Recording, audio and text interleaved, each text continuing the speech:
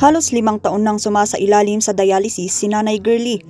Aniya, hindi naging madali para sa kanya natanggapin ito nang madiagnose siya taong 2019. Mahirap po maging dialysis patient, lalo na po ako nung una talagang hindi ko po matanggap na magda-dialysis ako kasi parang feeling ko mamamatay na rin naman ako. Yung talagang emotional, mahirap na depressed talaga ako nung first time na maano ko yung dialysis hanggang sa mga nakasama ko na rin yung mga dialysis patient na nag-encourage sa akin ng ganun na kailangan mo lang palang tanggapin sa sarili mo.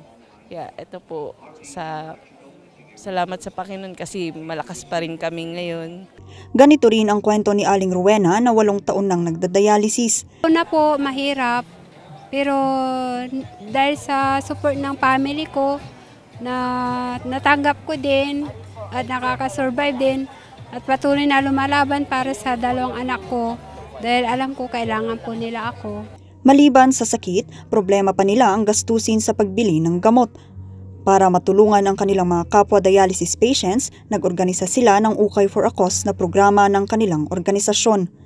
Kasi malaking bagay po talaga to kasi unang-una nga po para po sa mga dialysis patient itong ginagawa namin. Yun po. Kaya sana po matulungan kami. Nabuo namin yung organisasyon dahil gusto naming matulungan din sila. Dahil yung iba po, yung hindi na makalakad, naka-wheelchair. So sila din po yung iniisip din namin na matulungan, kaya binuo namin ito.